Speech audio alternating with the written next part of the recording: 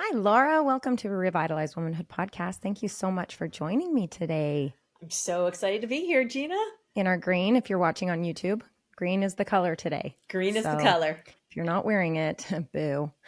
I appreciate the scheduling and rescheduling because I really, really, really wanted to talk to you about not only talk about your new book, Wonderhell, but a very different for my audience way of looking at it and how it applies to us as women that are not in the business world, right? All right. So would you start by introducing yourself to my listeners? Sure. So my name is Laura Gassner Otting. All my good friends call me LGO. I am the author of 3 books, including the most recent and brand new Wall Street Journal best-selling book, Wonderhell: Why Success Doesn't Feel Like It Should and What to Do About It. In addition, I am also a wife and a mom. I've been married for 25 years and I have a almost 21-year-old and almost 19-year-old. Oh my heck, I love that. And you know what? When I was searching you today, I was totally going down the rabbit hole today and I found this. I love it. It's a Facebook post you did in 2020. And it says, "Today my husband starts his work from home routine." And I sent him this. "Our membership rates are low. We keep good snacks in the pantry. We ask that you do not reheat fish in the microwave and that you wash your hands frequently. Please note that the gym is busiest in the morning hours and that all conference calls are requested to be taken with headphones. We are pet friendly. In an effort to not sexually harass him, like he would care, I did not tell him that we have a very relaxed standards on inter-office romance." I love that so much because my husband, when I started this community, my husband decided to swap roles and stay at home with the kids. He's retired and he said, "I will stay home while you do this." And so that finding that today, I was like, I love that so much. I really should have prepared him a little better because at least you said don't microwave fish in them. That's Yeah, you never at microwave least fish. you prepared him. Never microwave fish. So I have always worked from home.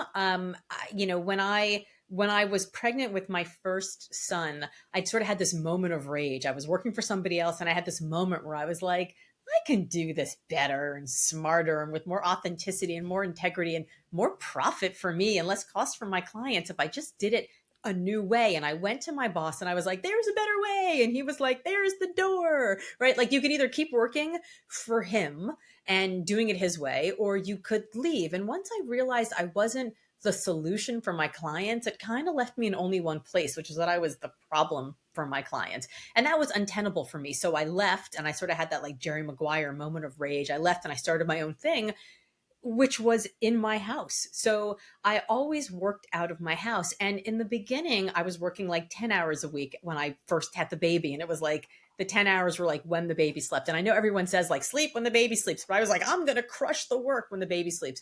And as my kids got older, I started working more because they were then in school. So I've always worked from home. And so my job has always been the sort of very full-time, very part-time, kind of stay-at-home mom, kind of work at home, executive. I was kind of a little bit of everything. And interestingly enough, I was never quite a stay-at-home mom enough for the stay-at-home moms. So like I was there for school pickup, but I also was gone sometimes to like client meetings in New York City. And I wasn't a working mom enough for the working moms because I could volunteer for the PTA. So I kind of never really had this home. And then COVID happened and suddenly 15 years into it, like everybody was living in my office. Right? I had to figure out like, how do I manage? Because I never had trouble working from home. I had trouble with them working from home. That was my issue. Right. So that was my way of coping with it with like a little bit of humor. I actually love that you just made the distinction that this community was created for. I say it on my website that the what's been set for women, what's been laid out by society is stay at home or climb the corporate ladder. Right. Binary choice, one or the other. Yeah. And that is not what it is at all. And we know that. And the women in between know that. We know that there's a whole different category. So many different categories. Oh my gosh, there's like 12 different categories within those two. So what I wanted to talk about in Wonderhell, you talk about success not being the end of the yellow brick road that everyone makes it out to be, but that is life as well. That's anything. So as far as women, success as a woman in life, whose definition are you using? Because at first we're in school and it's like, once I graduate high school, I will be successful, right? Once I graduate college, I will be successful. Once I land that job, I will be successful. If you're in Utah, you just don't go to college. And once you've landed that husband, you will be successful, right? Your goals are these check boxes. Check, check. I'm successful now. Oh, had my first baby. I'm successful now. But no, no, no, no. No one's talking about that. It's not even once you're there. It's not that you're defined by these accomplishments or these check boxes. It's like, no, that's in the Wonderhell. This is all set in an amusement park, listeners. You're at, okay, maybe you're at the top of your roller coaster. Well, guess what happens at the top of the roller coaster? Huh? You go back down. And when you come home with let's say your brand new married husband, right? And it's like, oh, we're in love. We're so happy, until you figure out that your personalities don't quite match exactly. And you have your first fight and you're like, wait a minute. Now I'm not successful because I'm fighting with my husband. There's so much more to this in being prepared for quote unquote success than just checking off these boxes. Yeah, and the problem is that checklist that we're so busy checking the boxes off of, it's not even our checklist. Like, that checklist was handed to us by someone else. Like, when I was in fourth grade, I had a teacher who said, Laura, you're a really argumentative young woman. You should be a lawyer. So, of course, the first thing I did was tell her she was wrong because, I'm argumentative. But then I subconsciously and later consciously created a path to get me to law school, where on the very first day I looked around and I was like, what am I doing here? I don't want to be a lawyer. This doesn't make sense for me. So I dropped out of law school. I didn't fit her definition of success. When I dropped out of law school, I joined a presidential campaign. And on that presidential campaign, I met and began to date the woman of my parents' dreams, right? The woman, the man of my parents' dreams. And the man of my parents' dreams, I'm so tired from book launch that I'm like, can't even speak. I know, bless your heart. Yeah. So the man of my parents' dreams came in the form of this like 6'2", a nice Jewish boy, a medical student. He was perfect. His name was Alan. And the problem with Alan was that every time I kissed him, all I could think of was like milk, butter, cheese, eggs. I got to pick up the dry cleaning. I should wash the dog. But there was no spark.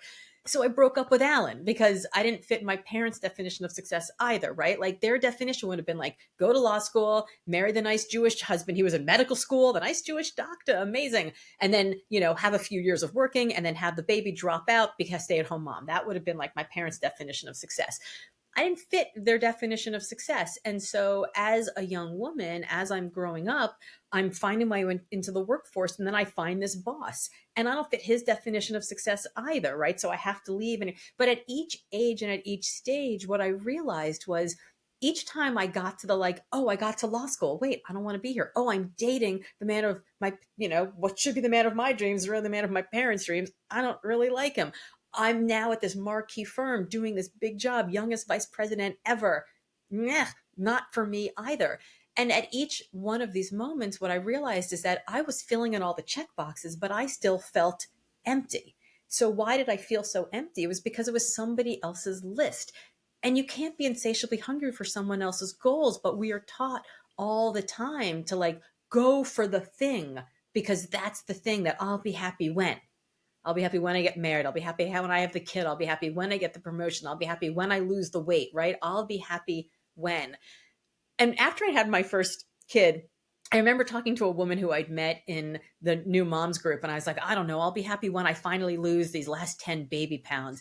And she looked at me and she was like, by the time you lose those last 10 baby pounds, because I'm like, I don't want to buy any clothes until then. You're going to have a new baby. Yeah. She's like, you're either going to have a new baby, and by the time you're done finally losing the weight from having the babies, all the clothes that you've been holding are going to be out of fashion. So just get rid of them and buy more clothes and feel better about yourself. And I was like, wait, that's an option? Like, it's an option to feel good about myself? Heart. What? Oh. Yeah. Bless that mom. Yes. Let's send out good vibes to her wherever she is, and all the moms that do that and give you this permission almost to just do it, right? Yeah. It's like we're waiting for someone to give us this kind of permission. We don't know that we're waiting for it, but we are. We're waiting for it. I actually experienced that even more deeply when I'd had my first baby. And the reason that I got to know this mom is because she and I both had unplanned C-sections. 24 hours of labor, failure to progress. I walked into the hospital 4 centimeters dilated. 24 hours later of, broken water, I was 7 centimeters. And they were like, you know, sorry, Charlie. I remember the doctor walking into my hospital room again. See, this is the exhaustion. I'm not just mixing up pronouns. I don't even know where I am. She walks into the hospital room and she says, well, so we have a choice to make. You're 24 hours post water breaking. So standard of care is we need to give you a C-section so you don't have an infection. We don't have crisis with the fetus. We can either section you that now, or we can wait 2 hours and we can section you then. What do you want to do? And I looked at this woman, this OBGYN, and I said, and I swear to God, I said this. Now, I'd been in labor for 24 hours. I was Right. exhausted. I didn't know myself. You think I'm tired now? You should have seen me then. Yes. And I literally said, you can't give me a C-section, because I wasn't expecting a C-section. So I didn't read that chapter. I don't know what happens in a C-section. You can't give me a C-section. And to her credit, she just kind of smiled politely and she said, well, Laura, the good news is that you won't be performing the C-section. I will be. And the better news is I did read that chapter. So we're okay. So I go in, I have the C-section feeling like I'm a failure. Like, how could I not do this thing that women have done for millennia? How could I not just we got pregnant the day we tried. I was never sick a day. I did like high impact aerobics till the day my water broke, like healthy, healthy, healthy. I gained the perfect amount of weight. Everything was perfect. And then I couldn't do the thing that we literally have evolved to be able to do. That 100 years ago, I would have squatted in the field, had the baby, and moved on. It turns out 100 years ago, I would have died in the field and the baby would have also. Right. Thank God for modern medicine. So the next day I wake up and I'm waiting for my milk to come in. I can't wait to do the thing. I already didn't have the moment where my husband looks at me like, I'm so proud of you. Like you see in the Hallmark movies. And then my milk doesn't come in. And then the next day my milk doesn't come in. And I am pumping and I'm eating the herbs and I'm drinking the tea and I'm doing all the things that I'm supposed to do. And I can't do it. And 14 days later, after, counseling after counseling from La Leche League, a woman from La Leche League tells me to give up, which is like getting a papal dispensation. She was like, you can't get blood from a stone. I'm like, did you just call me a stone? It was such a horrible experience that I thought I was in a failure from the very start. I couldn't give birth. I couldn't breastfeed. I couldn't do all the things that were going to happen. Fast forward 2 years, I have my second child and I'm planning to have a VBAC. I'm going to do the vaginal birth after cesarean because I'm going to be a success. God damn it. So my OB is like, okay, first of all, you didn't progress. It's not like the baby was breached. It's not like there was an issue. It's not an emergency. Your body just doesn't like to dilate that way. So you're probably going to end up with 24 hours and another unplanned C-section, which means you're going to have another 6 weeks at least of recovery. But this time you're going to have a toddler at home. So who are you doing the C-section for? Are you doing it for him or are you doing it for you? Because if you're doing it for you, that's your ego and you need to put that in check. You're a success, healthy baby, healthy mom, success. So I ended up having the VBAC. The next morning I wake up and I am like Dolly Parton. I mean, all the milk for days. And the nurse comes in and there was a big note in my chart, will not breastfeed, do not bottle feed this baby. And I called the nurse in and I was like, bring me my child. I am going to breastfeed him. I've got milk for days. Bring me the neighborhood. And the nurse walks in and she looks at me. She goes, do you really want to do this? And I was like, not really. And she's like, why are you doing it? And I'm like, because look at me. I have milk. I should do this. And she was like, listen. I'm like, I feel like I owe it to him. And she looks at me and she's like, you made him. You carried him. You birthed him. You don't owe him nothing. Do you really want to do this? And I was like, I really don't. And she gives me 2 ice packs. I slap him on my breast. I give him a bottle. Happy mom, happy baby. My kids are amazing. They're no sicker. They're no dumber. They're no less engaged. They are just awesome. But this whole story is this thing that we go through as women, as moms, because we are told success is you go to the hospital, full head of makeup, your perfect little body with your little basketball, you pop out a baby after 2 pushes, your husband goes, I love you. You breastfeed and you're doing aerobics the next day.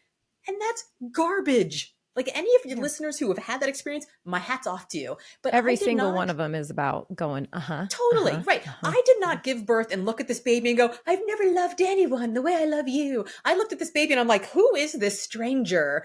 Who are you? And how are we going to figure this out together? Because we're now locked in this battle forever. Like me and you, I want to love you, but I don't actually know you. I can't wait to get to know You you, might but be the like demon. the angels didn't sing, the rainbows didn't appear. I wasn't like, this is the greatest moment of my life. I was like, okay, now I'm terrified. And we're together and we're going home with no manual. What do Good we do luck. now? Get out. Yeah. They tried kicking me out. I had my first two vaginally and yeah, normal, great, whatever.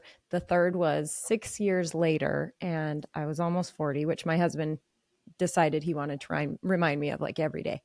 And yeah, same thing, It's a good 18 pep hours of talk. labor. Yeah. Are you sure you're not going to die? Are you sure? Like, Mm-hmm. okay, thanks. So 18 hours of labor, traumatic emergency C-section. And afterwards I was like, postpartum depression, of course, blah, Uh-huh. blah, blah. And so I actually did just write a whole post on this with my picture of the hideous scar and the underwear rolled down and the, Depends underwear rolled down and this picture that I took it. Look, in my head, I thought, I want to take a picture of this. It will never be seen. The world will never see this. It's the most hideous thing in the world. And I mean, the mirror is even disgusting. For my older two boys, their toothpaste and their toothbrush. I mean, it is just the scene of Yes. what this whole thing is. And I looked at it a week ago, and I was like, that is a beautiful picture because it represents such an amazing experience. And it wasn't amazing. It was horrifying. It was horrifying. It was traumatic. It was terrifying. I Oh, it's really a did war think I was going zone. to Yeah. die. It was a war zone. Yeah. And you're wheeled into the worst part is you're wheeled into this room, starfished on this table as bright as the sun, and everybody's looking at you naked, starfished. You've been freshly like shaved every which way, and you're just like, okay, And you're like, dignity I hope is this in isn't the how I rear view die. mirror. I Yeah. don't even see dignity anymore. Like Yeah. I'm looking around saying, none of you make eye contact with me tomorrow in the halls, Oh, right? yeah. Like Yeah. I don't want any of you to admit that you've seen me in here. So anyway, but 2 years later, I look at it and I see what I came through Yes. to get here. And that brings me to you make a great point of who you are now is not who you were 10 years ago and not who you're going to be 10 years from now. This is a season. Mm-hmm. So especially success in the season 10 years ago is not the same as success in the season now, is not the success in season 10 years from now, right? It's all going to change. It's a constant change. It is a constant change. And the things that got me excited, the things that I worked so hard for 10 years ago, I would never want right now. Not because they weren't the right thing, they're just not the right thing for me now. They were the right thing for me then. I'm proud of them. I'm happy to have all those trophies in my case. Yeah. And those things have made me who I am. But I love the fact that what gives us consonance, what gives us alignment, what gives us flow, when I say that people who have joy in their work, whether their work is paid work or unpaid work, whatever we spend our productive time of our day doing, when we have joy in the things that we do, when what we do matches who we are in full consonance. And I think that what gives us consonance at different ages and different stages will change. So as I mentioned, I have kids that are about to be 19 and 21. One just finished a sophomore year at college. The younger one is about to leave for college. So I'm going to be an empty nester in September.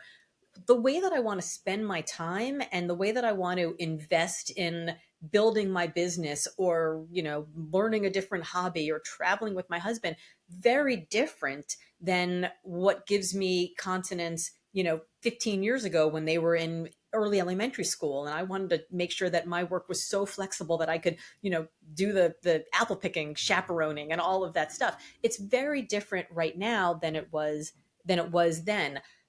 In addition, even in these micro seasons, my crazy push for the last 4 months for book launch is very different than what my July and my August are going to be, when like these are the times that my kids are home. You are not going to get me out of my house for less than my full fee for a speaking engagement. You're not going to get me out of my house unless it's a really nice place to go. Not because I'm like, I think I'm all that, but because I think my family's all that. I'm more than happy to go anywhere for any fee come late September, October, November. But if it's early August and these are like the last days of like my family being together this summer, yeah, you bet I'm going to prioritize that first. I love that so much. And actually, I really love that you brought up creating consonants, because I was just coming back to your book and how listeners, I know I'm talking about this because you know me, this is my audience, this is my community, it's, yes, it's got women in here that are successful entrepreneurs or business women. Yes. But it also has these women who are mothers and trying to figure out how to prioritize their lives, like for better connectivity and better productivity, right? Hmm. And this all applies. Your book applies to all three of those scenarios, you know? So if I speak to these ladies that are moms looking for better productivity and connectivity, it's already translating to the entrepreneur moms. It's already translating to the going to work business moms. It's translating all through three. So I love that you just brought up creating consonants. So finding that alignment. And you talked to me a little bit about the four: the calling, connection, contribution, and control, Sure. So, because I think that is where we can find the steps to taking action, yes. bringing it into our everyday life. Absolutely. So, my last book, Limitless, focused on this question of consonants. And what I learned in doing 20 years of executive search, where I was asked by my clients to call the most successful people in the world and recruit them away on their behalf, was that I called all these people because they were bold faced names doing bold faced things in bold faced organizations, super successful. But despite all this success, which is why I was calling them, they weren't very happy, which is why they were all calling me back. And what I noticed was that there was a handful of people who I could not recruit away who had something different. And I started to look at my own career and the moments of dropping out of law school to join that presidential campaign, leaving the White House in order to, join that big marquee firm, leaving the marquee firm in order to start my own, selling my own, and doing what I'm doing now as an author and a speaker. Each of those times, it was because I wasn't in consonant. The people who I was not able to recruit away were in consonance. So consonance is made up of four factors: calling, connection, contribution, and control. Calling is the gravitational force, the thing that gets you out of bed in the morning. It's the business that you want to build. It's the leader who inspires you. It's the societal ill that you wish to serve. It's the family that you want to build, right? It is the thing that you care most about in the world. That's your calling. Also, you'll notice that those callings are not individual. You don't have to have just one. You may want to serve a cause one day, you may want to build a family another. So at different times in our lives, we have different callings. But what is your calling today? That's the first one. The second is connection. What's on your calendar? What's on your to-do list? What's in your email box? How are you spending your productive hours of your day? And does that work that you're doing connect to getting you closer to that calling? That's number two. The third piece is contribution. How does this brand, this paycheck, this time allotment, this volunteer commitment, how does this work contribute to your life, the lifestyle that you want, the life that you want to live, the values that you want to manifest on a daily basis? How does this work contribute to the person who you want to become? And then lastly is control. So control really answers the question: how much personal agency do you actually have to affect what projects that you're assigned, what volunteer gigs you take on, how you spend your time, whether or not you're able to go to your kids, school pickup, whether or not the side gig that you have, the side hustle you have is giving you the kind of money that's interesting to you. How much control do you have over how much your work connects to that calling and how much it contributes to your life? And at every age and at every phase, we want and need different amounts of these things. So when I was dropping out of law school to join that presidential campaign, I had no control at all. Like, were they going to send me to New York City? Were they going to send me to LA? Were they going to send me to Tulsa, Oklahoma to run an event? I don't know. I got the coffee for the guy who got the coffee for the guy who got the coffee. I had no control. But in terms of contribution, I was so excited about how being part of this campaign allowed me to manifest my values on a daily basis. And I knew if this guy won, maybe there'd be an interesting job for me on the other side. In terms of calling, wow, I was thrilled. I was so inspired by this leader. But in terms of connection, as I mentioned, coffee for the guy who got the coffee, my work did not advance that cause, but it didn't matter. I had tons of calling. I had tons of contribution. I had no connection and no control. As I mentioned, right now, my need for connection makes a whole lot more sense, right? Like I have to have it. It has to matter because I'm giving up time with my family. So I need to have a ton of control. I need to have a ton of connection. Does it matter to me if I go speak to, an association of legal marketers or, a group of network marketers that are selling supplements? Not really. As long as I believe in them, fine.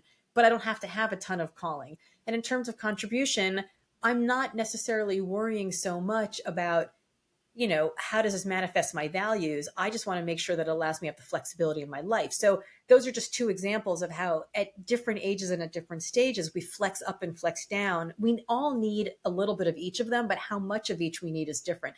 So my definition will be different than your definition, but my definition is also going to be different than my own definition 10 years ago or 10 years from now. I call it the spinning plates, like the guy at the circus that has the plates all Yes. over. And which one slows down first? That's where you need your attention focused, right? Yes. Yes. And what happens is, we're all like in high school, or if you're not in Utah, in college, we're handed this definition of like what makes a good job good. And it's about 8 motivating factors, right? It's like, am I inspired by the leader? What's the mission of the organization? How many skills will I learn? How broad is the impact? What's the salary? What's the geography? How prestigious will it look on my resume? Things like that. But nobody ever says, you need to prioritize this list in a way that makes a good job good for you. And the same thing, whether we're working at home, working in an office, we have to prioritize all of the things on that checklist that other people hand us and say, what makes a good life good for me? And it's got to only be good for me because, as I mentioned, we can't be insatiably hungry for someone else's goals. And that goes for the parent, the teacher, the boss, even the older version of you who thought they were going for something and then one day woke up and it didn't really matter that much anymore and changed their mind. And you may not deal with this so much because, again, there's different spectrums and different ranges of when we hit this in womanhood, right? All over the place. But what do you do when, because with me, when I first get these women, I say, what's your dream? What's your vision? Right? The whole purpose of, like, I'm going to get to your manifesting and your vision board, but what's your dream? What's your perfect purpose or your vision? Sorry. If I was a godmother and I could just bing and you could have anything, what is it? Tell me Yes. all this. And they're like, and I'm going, and I get it because when I wrote the thing that said, tell me your dream, I did it myself. And I sat and I was like, which mine actually, that's unfair because my dreams were kind of handed to me because my husband has huge dreams. Yes. And I just happen to love his dreams. And I'm like, yes, you have a dream. It's this, this, this. Yes, I'm on board with that. Right. So I didn't really have to flex that muscle. It was done for me. I just got to reap the rewards of it. So I get it. When they come to me, it's like, I don't necessarily, it's not even that I can't ask for what I want. It's, I don't even know what I want. I mean, we have not typically lived in a society where, as individualistic as we are as Americans, we have not been taught to create our own hopes and dreams. We've been handed these definitions of bigger, better, faster, more. You got the job. The next thing you should want is the promotion. You got the promotion. The next thing you want is the corner office. You got the corner office. It's time to go off and start your own thing. We've been handed these definitions by an entire sort of success culture, this hustle porn success culture that says the only definition of success is bigger, better, faster, more. And for me, it really crystallized in 2013 when I read Sheryl Sandberg's Lean In. And I realized it did not apply to me at all. And it didn't apply to me at all, not because Sheryl has this enormous amount of privilege that she used to achieve her hopes and dreams. I don't fault her for that at all. We should all use all of our enormous amounts of privilege to follow our hopes and dreams. We would be fools not to. My issue with it was not how she achieved her success. It was how she defined success. And in Lean In, the way she talked about it was be aggressive in your career, say yes to every opportunity, sacrifice everything in your personal life so that you can take on every possible opportunity, because that will pay dividends in your career long term. The fastest and most expedient path to the corner office is the only one that counts, and you should do every single thing in your power to lean in to get there. And what I realized was I actually didn't have any interest in getting to the corner office. I wanted to be the CEO of my life, not the CEO of a company. And when I became the CEO of my life, ironically, you become a CEO of your own company. That's what happens. And for a while, I was CEO of my family. Now I'm CEO of my speaking and writing, author business. Like, you become a CEO of your life if that's what you want to do. Now, if what you want to do is the fastest and the most expedient path to the corner office, cool, but make that decision actively for yourself. So, what I want people to do is I want them to find their own definition of success. Maybe it is handed to you by your husband, but you stop and you think, does what he want, it's what he wants, what I really want? And if the answer is yes, amazing, awesome, go for it. You've got a great partnership there. You're aligned. You are in consonance with each other. But what I don't want are for people to wake up at 25 or 35 or 45 or 55 or 65 and say, God, is this all there is? I did all this work to get to this spot, and do I even really want to be here? I think we have to find our own definition of success and lean into that instead. And we have to remember that we have to give ourselves grace at different points. So, maybe you've had a child who has special needs. Your definition of success is going to radically change, and that's going to be okay. Maybe you decided not to have children, so your definition of success will also be radically different. Like, we are all living extremely different lives. And the only way that we can be happy with them is if we just decide, this is what I'm going towards, and I'm an active participant in getting there. Like, I'm riding in the driver's seat of my life, as opposed to being a passenger. And I think a lot of times what happens, especially for women, is we end up being a passenger when we're kids. We end up being a passenger when we get married. We end up being a passenger then to the family. We become this passive passenger until one day we wake up. And for a lot of us, we're kind of in grief, right? And I think a lot of grief is anger. It's a resentment for the opportunities that we sacrificed to other people along the way. Wow, we just had this conversation yesterday because I just came out of a retreat this weekend. So you're nothing like your book tour burnout, but I am on retreat burnout from having all of these women here in Southern Utah. And we had this Enneagram coach come for 2 days of it. And so all of my twos, I had 3 of my twos on my call last night, and we were talking about this. And she said that when you realize that you've been a 2 that's been unhealthy and taken advantage of, and you've just give, which is mothers. I mean, come on. Like, absolutely. Most women, it's I give, because we don't expect our kids to give back. That's not a thing. And she said it is a grieving. It's not just a hurt when you realize it, it's a grieving, and it is anger. That's, you pinpointed exactly what she said. Yeah. And luckily she's realizing it soon enough. She's only 40, but that's still into her life enough that now it is anger, because it's been long enough that she's like, oh, I see what's been happening. When I realized this, okay, well, I want to talk about that, but I also want to address the fact that that you just diminished your retreat, your exhaustion. It's nothing like your book launch exhaustion. Oh, well, I can't even imagine the book launch, but I will, because I'm going to be there. Nope. Time out.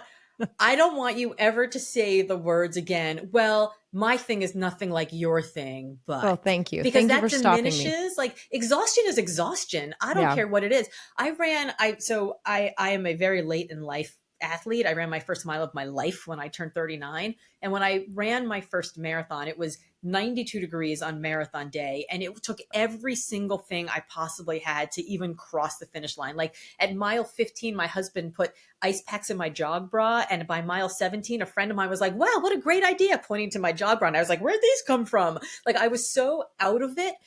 It took everything I had to go deep into my pain cave to get to the finish line of that race. The guy who won the race, Wesley Courier, he finished only 10 minutes slower than his marathon record pace the year before in perfect 50 degrees overcast conditions. He was at the end of his pain cave to get to the finish line as fast as he could.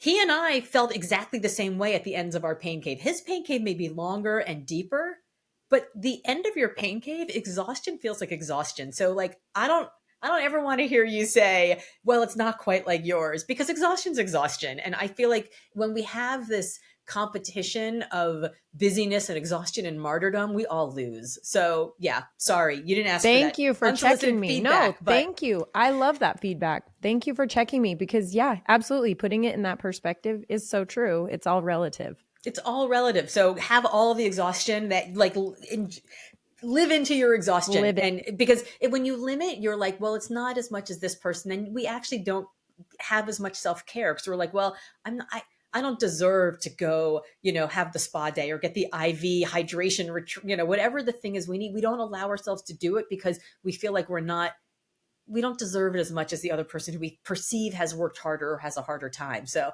I say self-care for all. So let's talk about the grief thing. Let's talk about the grief thing. I realized the anger piece of it a few years ago, and the anger that I had was around this question of like, why am I the only one sacrificing?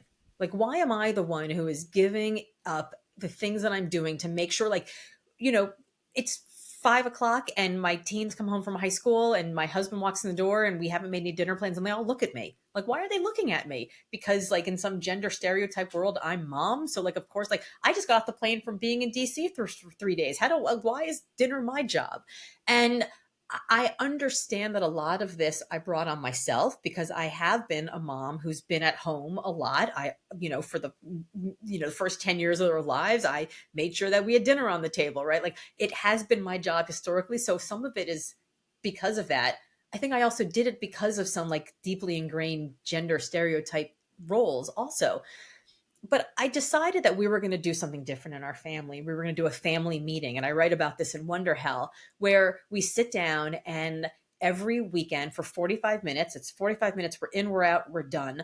And we have a little meeting about like where we are. And we started it when the kids were like 8 and 10 years old. So you can start a little bit earlier, but we literally stole this idea from my kids' camp where they have tent meetings about like who they want to be as a tent. So we sit down. The meeting starts with a family value. Who are we as a family? We're a family who tries new things. We're a family who gets uncomfortable. We're a family who doesn't praise in silence. Like, who are we as a family? We're a family who recycles, whatever the thing is. Then we do an airing of gratitudes and we all kind of go around and we give shout outs to each other. Like, hey, thing one, like, I'm really proud of you for trying that new thing. Or, hey, thing two, thanks for, cleaning out the refrigerator when I was out of town this week. That didn't start when they were 8 or 10. They cleaned out the refrigerator a little bit later. But we sort of gratitudes just to like, underscore the values that we talk about as a family. Then we would do a like, let's look at the week. Who's where on what day? Who's got, late practice? Who's going to be out of town? Who's going to like take on just ordering the burritos off of DoorDash? So like, I don't have to worry about it. Then there's long range planning. Like, oh, you need new cleats for the soccer game, or we have to like get your, violin restrung, or like whatever the things are that they tell us in the car when we're driving back and forth. And then we always forget. And then it's like soccer day and it's like, Mom, where are my cleats? And we're like, oh, I'm the worst mom ever. Now, when I get the drive-bys, I just go, well, that'd be a great thing to bring up in family meeting. So it puts the onus and the responsibility back on them. Then there's the airing of grievances. And that's kind of where things get real, right? Like, Mom, when you yelled at me that day when I was already like about to take the trash out, like maybe we could like tone it down a notch. Like, how do we talk about those things? And then we schedule the next meeting and it's been 45 minutes. We're in, we're out, we're done. We've been doing it for 8 years at this point, not 10 years at this point. And it has completely changed the tenor and the tone of our family. But what it has done, has relieved me from being the hub in the wheel, where like all the spokes have to come through me and I have to be the one spinning all the plates. I can just be like, here, this is your plate to spin. Like every week, one of my kids picks a night where they're in charge of dinner. Amazing. That's awesome. Why can't we do that? Even if like maybe they're cooking, maybe they're ordering in, maybe they pick up food on the way back from school, but I shouldn't have to be the one who does every single thing just because I made the mistake of doing all the things in the beginning. I decided to hand it off to other people. And that made me a whole lot less angry about it because I started to share responsibility. Well, and absolutely, it's allowing, even that's your own work of allowing yourself to let that control go, because a lot of people cannot handle that. It's like you've asked your child. So for me, my kids are 8 and 11, and now they hang up their own clothes. Yes. And I go into their room and I'm like, it physically hurts me to see how they've hung up their clothes. And They I hang up their don't say clothes a wrong. word. I don't say a word. I back out of the room. I never want to see that again. And then I walk into my closet. And my husband's done the exact same thing. I'm just like, okay, that I have to look at more often. But it's the whole concept of don't tell the husband he changed the baby's diaper wrong. Mm-hmm. Don't sit over his shoulder and tell him he's loading the dishwasher wrong. Don't pack the diaper bag every time he leaves the house. No. Or you'll be packing the diaper bag every time. Like, Yeah, let if him he forget the leaves, diapers one time. yeah, He won't forget the diapers he won't twice. forget again. Yeah, exactly. And it's almost like we're giving them permission, kind of in opposite. I'll throw this back because I'm not a man hater. I love you all, right? I'll throw this back. So I had one of my members that said that her boyfriend was out of town, but she needed to build this chicken coop. And she goes to Home Depot and she's ordering all this lumber and this wood from these men at Home Depot. And he's like, do you have someone to help you with this? And she's like, no. And he's like, do you need us to help you with this? And she's like, I got it. And he's all, when you get home, do you have someone to help you with this? She's like, I got it, and she did it. And she looked back and said, wow, I did that. And I'm like, see, because when someone's doing it for us, we kind of allow them to, and they take that from us. But when we're doing it on our own, when we go home with this new baby, even though on my third after the C-section and 5 days in the recovery, I'm like, I don't think I should take this home yet. Yeah, you shouldn't trust me with this person. Yeah, I don't know what to do with this. I have 2 kids at home. I don't know what to do with this one. But they're like, bye-bye, get out, and you learn, right? But if they would have said, oh, you're right, maybe come back here, let's give you 5 more days, let's give you 10 more days, well, I'll do that for you. It takes that accountability away from me, and now I'm dependent. And the same thing happens with our kids. So, if when we solve the problems for our kids, they don't become the heroes of their story. We become the heroes of their story. Right? So when we give them responsibility in the home, they rise to the occasion. And when they rise to the occasion, they build confidence in who they are and what they can become and what they can take on. And that confidence in the home translates to confidence outside of the home. So I think it's really important that we give them that. When my kids went to Montessori school when they were little, and Montessori is this incredible environment where everything is just sort of like child-sized in this way, and they sort of empower them. And I remember them saying to me one day, like, okay, it's time for your kids to make their own breakfast at home. And I was like, my kid's 4. How is he going to make his own breakfast? Like, he can't reach the milk. He's going to spill it everywhere. Like, how is he going to make cereal? Like, how is he going to do it? And they were like, no, they were like, clear out some space in the bottom shelf of your refrigerator, get a tiny little pitcher, put some milk in it, like put the cereal down a little lower, put the bowls, like put everything at their level. And so if he spills a little bit of the pitcher of milk, it's just a little bit of milk. But he's made his own breakfast. And once he's made his own cereal and milk, eventually he's going to learn to have some fruit and to make some eggs and to he will grow into the person who knows how to do it because he feels empowered. He doesn't feel like he's just this victim living in somebody else's world at like the will and the whim of somebody else, these like bigger people. He can be the hero of his own story. And I think we have to allow our children to do that the same way. I mean, we have to allow our husbands to do it. We have to allow ourselves to do it. Like, how do we become the heroes of our own story? And I think it's about centering ourselves in it and no longer putting ourselves as like, I'm just going to be here serving other people all the time. Like, I'm one of the people. I need to be served too. And sometimes I got to serve myself. Oh my gosh, I love that you just said that because I deal with talking about mom guilt a lot. Like mom guilt because I go to work, mom guilt because work guilt because I'm at home with my kids when they're sick, and I go, I don't have any of that because I know what my values are, and my values are my family comes first. Mm-hmm. And who's in my family? I've got my husband, my 3 boys. Oh, who else? Me. Yeah. My family comes first. So I have no guilt when I go to the spa. I have no guilt that never really happens. Mine is other things, but I have no guilt when these things happen or when I get to have a mom retreat or when I get to have, right? Because my husband gets to go on his hunting trips and I encourage that and I love it, right? My boys get to do what they get to do and I love it. But guess what? I'm part of this family too. Absolutely. So Absolutely. don't tell me your value is your family, but you're not doing anything for yourself. You're part of this family. And even if you're uncomfortable doing things for yourself because you're part of the family, you're better at doing things for other people if you are refreshed and Yeah. recharged. So, it's a very funny story about mom guilt. I picked up my kids from school one day when they were like, I don't know, 7 and 9 years old, maybe even younger, maybe 6 and 8. And on the way home, I mentioned that I was going to Washington, D.C. the next day because I had a client there and I needed to be in D.C. And from the backseat of the car, I heard, again? Okay, so what did I think? I'm the worst mom ever. I'm never home. They think I'm traveling again. I'm just not here. So what did I do? I said, do you think I'm the worst mom ever? Do you think I travel too much? Do you think I'm never home? And from the back seat, I heard them say, and I can't remember who said what, but I heard them say three things. Number one, no, you were just in DC last time you left, so we were just surprised you're going back. Number two, we have kind of really busy lives, so we don't really miss you that much when you're gone, mom. And number three, we have a lot of people who love us. They have babysitters, nannies, teachers, my husband, like there's it's like a dog, right? Like we have a lot of people who love us. So we're good. And then the last thing, the fourth, the bonus was, yeah, actually every time you go to kind of cool places and you think we'll like them, you take us. So it kind of works out for us. So yeah, that's all we were saying.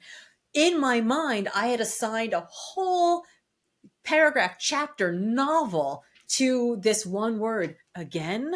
And they didn't mean anything that I was thinking. They were just like, oh, you're going back? Like, why would you go back again? You usually go to different places. That was literally all they were. But the guilt that I had, it came from no one but me. Like, we all are like with our kids. And if we, God forbid, go get a massage one day instead of chaperoning the, bowling field trip, we think, oh, they must think I'm the worst mom ever because, little Janie's mom always chaperones the bowling field trip. It turns out they don't even notice that little Janie's mom is there. They're all just, these 3 foot tall narcissists. Like they don't notice anything but themselves. And now that my kids are about to be 19 and 21, we were having a conversation a few weeks ago about some apple picking field trip. And I'm like, oh, don't you remember that kid on the apple picking field trip? And he vomited all over himself. And, it was just like whole story about some kid who's like about to go to Harvard. And I'm like, oh, I remember him sitting on the bus, like picking his nose during the apple picking field trip.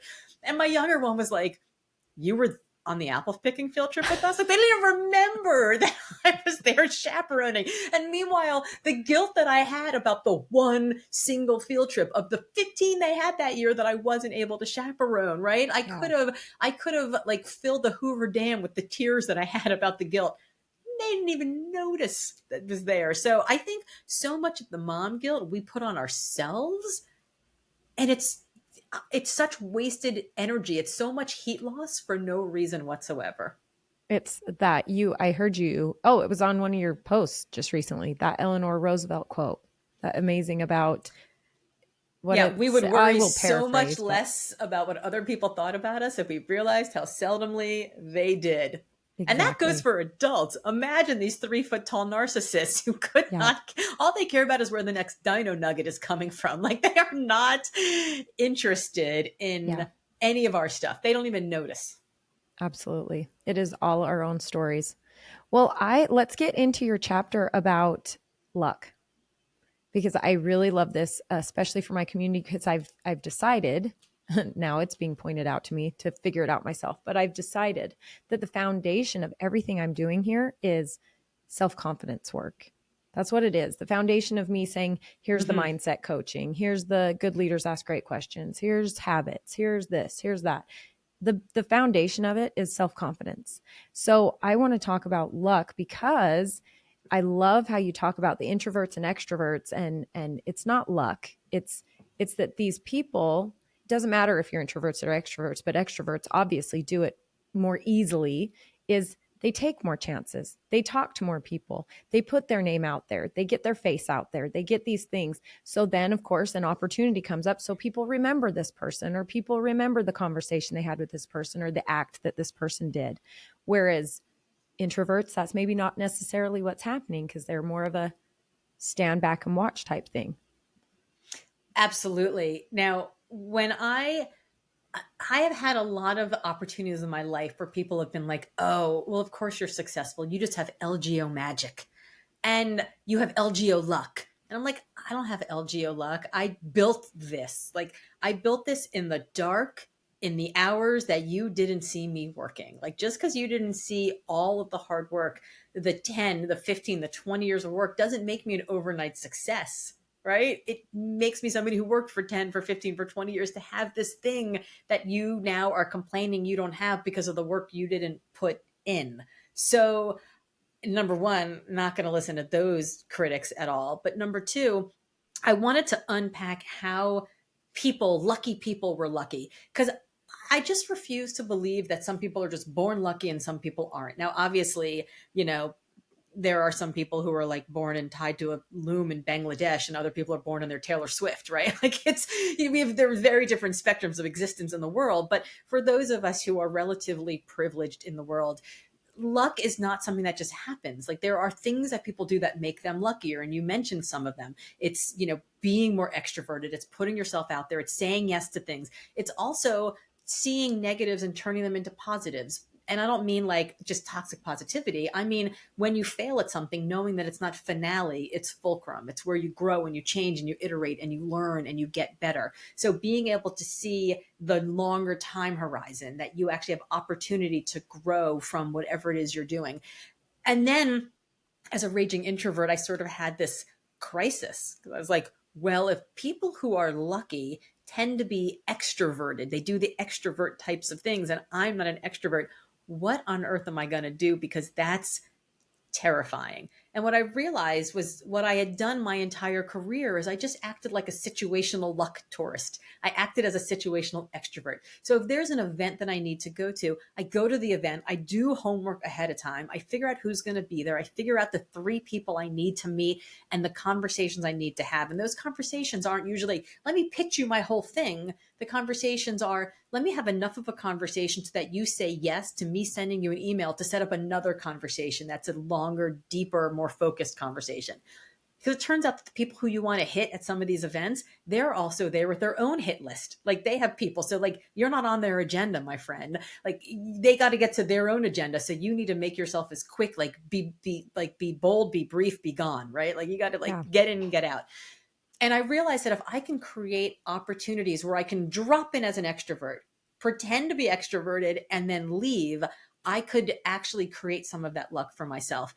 The other thing that I learned about in this research is that manifestation is actually real. Like I thought manifestation was kind of nonsense, like the secret behind the secret, right? Like law of attraction. It's like, how can that be? Like just because you put something on your vision board and like beautiful curly script with glitter makes it real? No. Like how can that, like you can't manifest your dream husband, you can't manifest a trip to Japan. Like that seems like nonsense.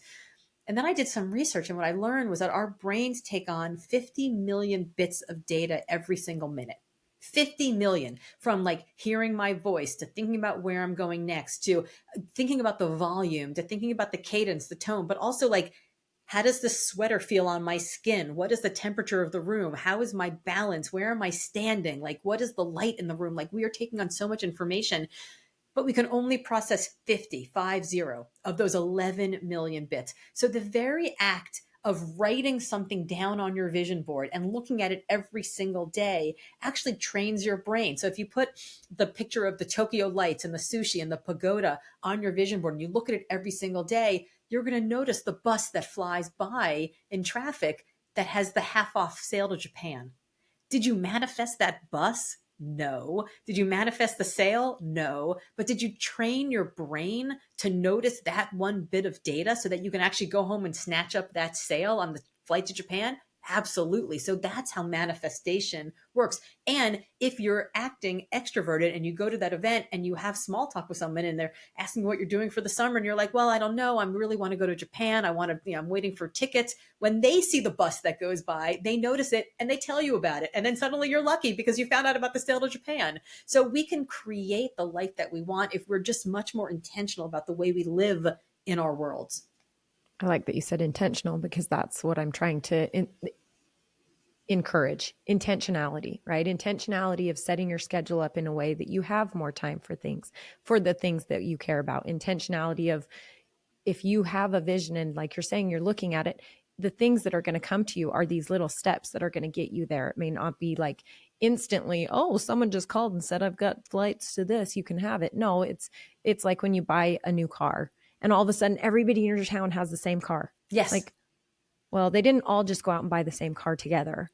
It's, you're just noticing it now. I was on here with a mindset coach and she actually said, scan your room and tell me everything in the room that's green. And so I'm like, okay, all right, scan the room. There's a plant. There's top of the sanitizer. Okay, gum, got it. And she goes, now tell me without scanning the room, everything in the room that's blue. And I'm like, and she's like, because you weren't looking for it. You were looking for this one thing.